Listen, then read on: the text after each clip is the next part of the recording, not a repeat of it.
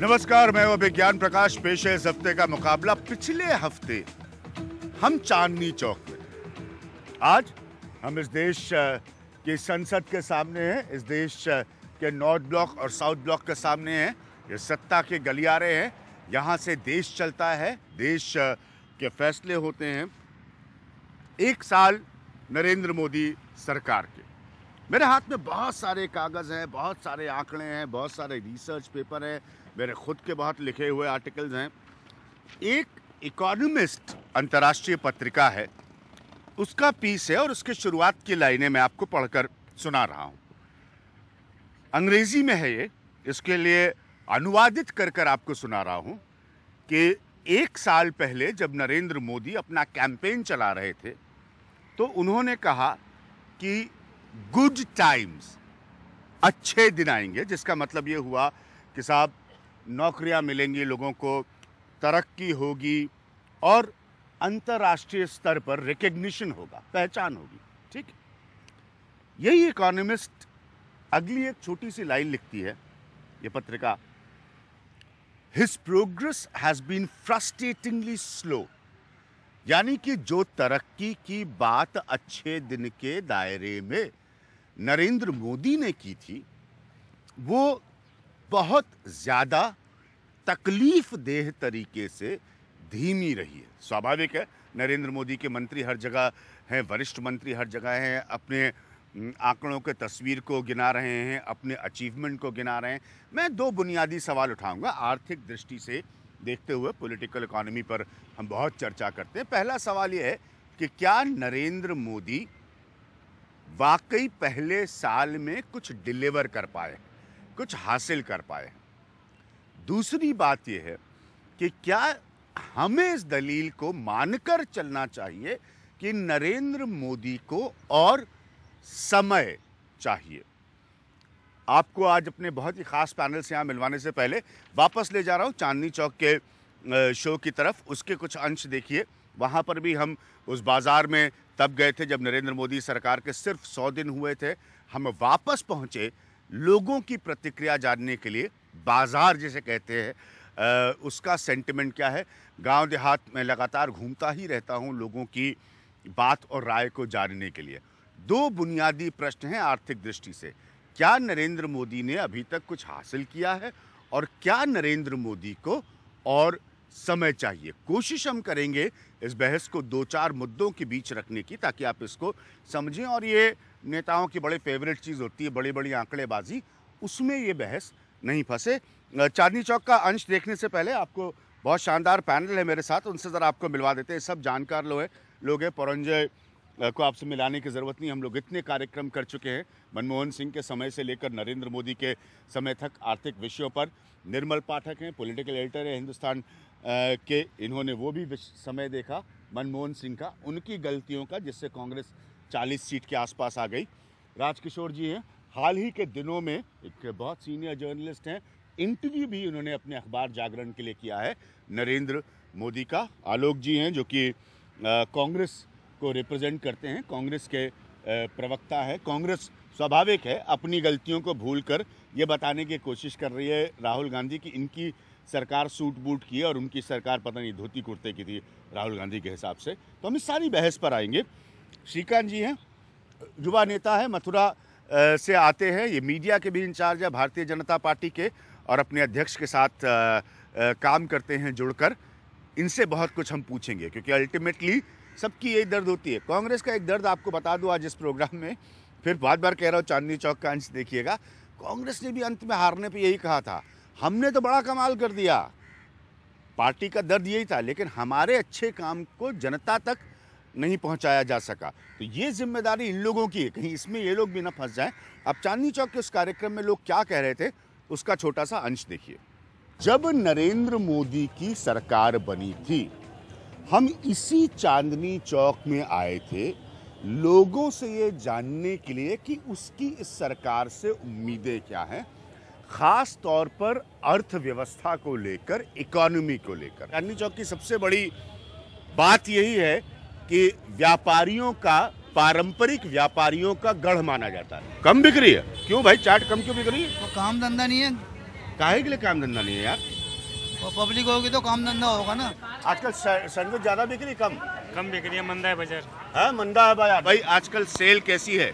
अब तो मत है। अगर यहाँ मंदी है हाँ तो फिर अच्छे दिन कहाँ आएंगे? यहाँ तक व्यापारी का सवाल है, हाँ तो पहले हमें ये तय करना होगा हाँ कि व्यापारी को क्या व्यापार करने का वातावरण हम दे पा रहे हैं। नेता लोग कुछ भी कहते रहे और बड़े लोग कुछ भी कहते रहे, किंतु आम जनता कहती है इस सरकार को समय दो। उस समय कहने वाली बातों में हमेशा दलील दी जाती है कि साहब समय दीजिए, समय दीजिए। समय देने की दलील अभी भी दी जा रही है। तो हम इस बहस को शुरू करते हैं। मैं पुरंजा गुहा ठाकुर साहब से शुरू करूंगा। आप बड़ी इस तरह की दलीलें दी जाती है कि साहब हमारे पहले साल का अचीवमेंट क्या है, हमने करप्शन फ्री सरकार दे दी। तो देनी चाहिए ना आपको, इसमें अचीवमेंट क्या हो गया, ये मेरी समझ में नहीं आ रहा। अब सिर्फ इन्हीं की लाइन पर आएंगे, इन्हीं के जुमले पर आएंगे।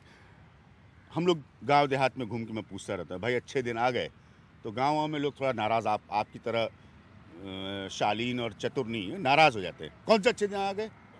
और कभी कभी लोग कहते नहीं मोदी जी को और टाइम दीजिए। तो आपके हिसाब से अच्छे दिन आ गए? देखिए, चुनाव का पहले मोदी जी ने इतना आशा, इतनी उम्मीदें उठाया कि ये स्वाभाविक कोई नहीं, स्वाभाविक है कि लोग को मालूम है आप अगर ऐसा वादा करेंगे जो संपूर्ण करना असंभव है तो यही होगा। तो लोग कहेंगे भैया आपने बहुत कुछ कहा, आपने कहा हम काला धन वापस ले आएंगे, आपने कहा ये वो बहुत कुछ करेंगे, मगर आप तो अभी तक कुछ नहीं कर पाया। और जो अच्छी बात है वो लोग भूल जाते हैं और लोग कहेंगे हाँ ठीक है मुद्रास्फीति कम हो गया, मगर ये तो मोदी सरकार तो कुछ नहीं किया। अंतर्राष्ट्रीय बाजार में कच्चे तेल का कीमत तो इसीलिए डीजल का दाम कम हो गया, पेट्रोल का दाम कम हो गया, इसीलिए मुद्रास्फीति कम हो गया। तो ऐसा होता है। आम आदमी जो है ना, वो सरकार और ये जो नया सरकार है इसको बहुत उम्मीद थी, बहुत आशाएं थे, तो इसीलिए आज वो निराशा हो गई। इसके कोई अस्वाभाविक के कारण नहीं है। आप एक समय जो भूमि अधिग्रहण का जो कानून है ये आप बदल रहे हैं और इस समय आप देखिए क्या स्थिति है, बारिश ठीक तरह से नहीं हुआ, ओला हुआ, तो इसीलिए गांव का किसान भी परेशान है। और इस समय सरकार कह रहे नहीं हम चाह रहे कि किसान का ज़मीन हम अधिग्रहण करेंगे। और देखिए आज मोदी जी, जेटली जी राहुल गांधी को एक नया जीवन दे दिया। निर्मल पाठक, जो बात इसी पे मैं वापस लाऊंगा ताकि बेसिक बहस से हम आंकड़ों में नहीं भागे। 200 नहीं, मैं खाली एक पैराग्राफ ही पढ़ा मैंने इकोनॉमिस्ट के लेख का, उसमें है कि भाई देखिए इतनी कॉन्सेंट्रेटेड पावर हाल के सालों में किसी प्रधानमंत्री को नहीं मिली। तो ये तो बहुत स्पष्ट था कि सियासत हैंडल करना उनका एजेंडा नहीं है। ये मेरी राय है और मैं, आप लोग सब मेरी राय की धज्जियां उड़ा सकते हैं, लेकिन आर्थिक तरक्की देना उनका सबसे बड़ा एजेंडा है। देखिए वो जब 282 सीट मिली तो उसके बाद से ये एक एक्सपेक्टेशंस और ज़्यादा बनी। कुछ तो नरेंद्र मोदी जी जब गुजरात के चीफ मिनिस्टर थे, लगातार 3 बार उन्होंने चुनाव जीता और एक गुजरात मॉडल की बहुत चर्चा हुई देश भर में। उससे एक इस तरह की अपेक्षाएं बनी कि जब वो सेंटर में आएंगे तो बहुत कुछ बदलाव देखने को मिलेगा। और 282 सीट आई जब बीजेपी की, तो उससे और ज़्यादा वो अपेक्षाएं बढ़ी हैं। लेकिन पिछले एक साल में, जैसे उसके बाद फिर असेंबलीज़ के चुनाव हुए महाराष्ट्र में, हरियाणा में, जम्मू कश्मीर में, झारखंड में, दिल्ली में और अब बिहार में चुनाव होने हैं, तो मुझे लगता है कि कहीं ना कहीं एक ये जो विधानसभाओं के चुनाव हो रहे हैं, यहाँ पे भी जो 2014 का मोदी जलवा था उसको बरकरार रखने का इतना ज़्यादा प्रेशर इस सरकार पर है। वो अपना सरकार का एजेंडा जो उनको काफ़ी हिम्मत के साथ और काफ़ी दमदारी के साथ काम करने चाहिए थे, रिफॉर्म्स करने चाहिए थे या और दूसरे कदम उठाने चाहिए थे, जिनकी वजह से कांग्रेस पिटी है, जो कांग्रेस नहीं ले सकती थी दलगत राजनीति की वजह से, अपनी इंटरनल पॉलिटिक्स की वजह से, जिनको कांग्रेस फैसले नहीं लेती थी, वो मोदी जी खुद ले सकते थे उसको। पर ऐसे बहुत सारे फैसले जो हुए हैं उनमें मोदी जी की छाप नहीं दिखती। राजकिशोर जी, आप इस पैनल में उन लोगों में से जो खुद मिले नरेंद्र मोदी से, मैं सिर्फ इतना जानना चाहता हूँ क्या फ़र्क नज़र आया? आप उनसे स्वाभाविक है उस समय भी मिले होंगे जब वो चुनाव 2014 का लड़ रहे थे, क्या नज़र आया?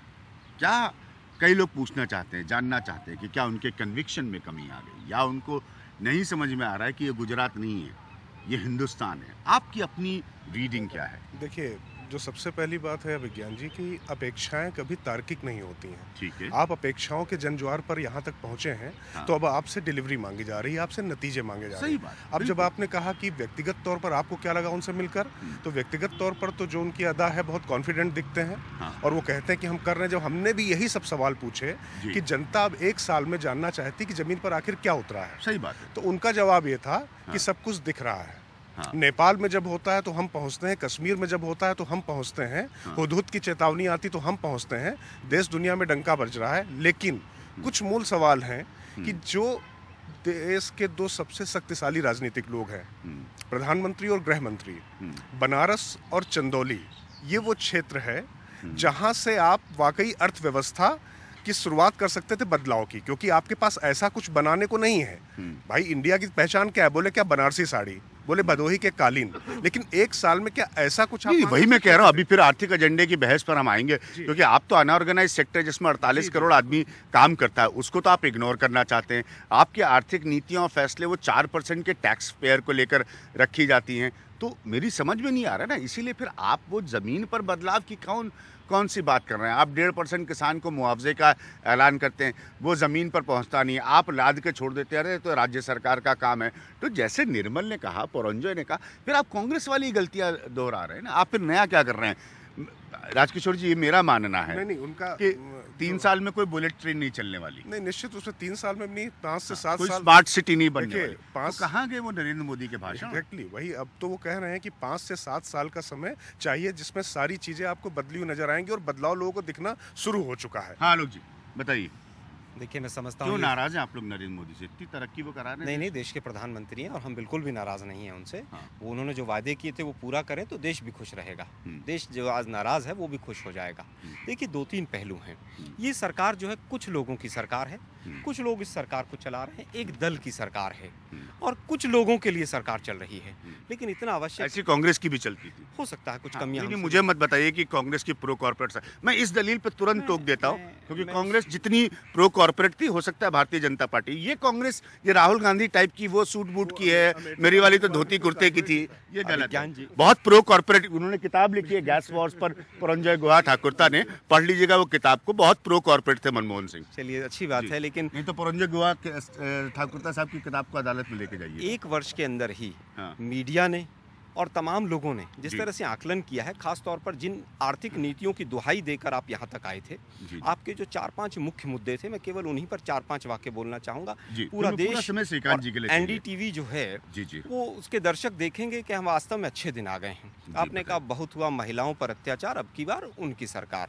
आज national bureau of crime records कह रहा है कि 5 रेप से ज़्यादा पर डे एनसीआर में हो रहे हैं। तो आपने क्या किया? आपने पुलिस मॉडर्नाइजेशन के लिए 1500 करोड़ रुपए जो जाने थे वो भी नहीं दिए।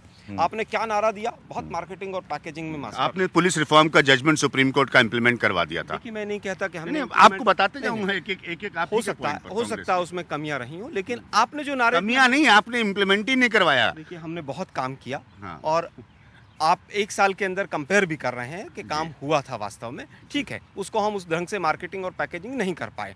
आप देखिए दाल, आज अरहर की दाल 120 रुपए किलो आ गई है। ठीक है, बहुत अच्छे दिन आ गए हैं। महिला सुरक्षा का बताया आपने, नारा दिया बेटी बचाओ और बेटी पढ़ाओ, लेकिन सोशल सेक्टर में आपने प्राइमरी एजुकेशन के पैसे कम कर दिए, पंचायती राज के आपने पैसे कम कर दिए, आपने महिला एवं बाल सुरक्षा के पैसे कम कर दिए। नारा कौन सा दिया? मार्केटिंग पैकेजिंग करके बेटी बचाओ बेटी पढ़ाओ। इसके बाद आपने क्या कहा था? आपने कहा था फॉरेन पॉलिसी के ऊपर एक सर जाएगा 10 ले आएंगे। 1000 से ज़्यादा बार सीज फायर का वायलेशन हुआ। क्या कर रहे थे आप?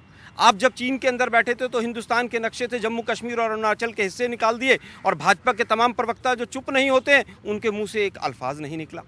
आपने क्या कहा था कि हम आएंगे और आते ही तमाम चीज़ें ठीक हो जाएंगी। आप आए, आपने क्या करना शुरू किया? आपने कहा 5 करोड़ रोजगार देंगे हम। आप के आते ही डीओपीटी ने क्या कहा कि साहब रोजगार नहीं मिल सकते। एम्प्लॉयमेंट न्यूज़ जो हिंदुस्तान का एक रोजगार समाचार पत्र आता था, आज वो बंद होने के कगार पे आ गया 1 साल के अंदर।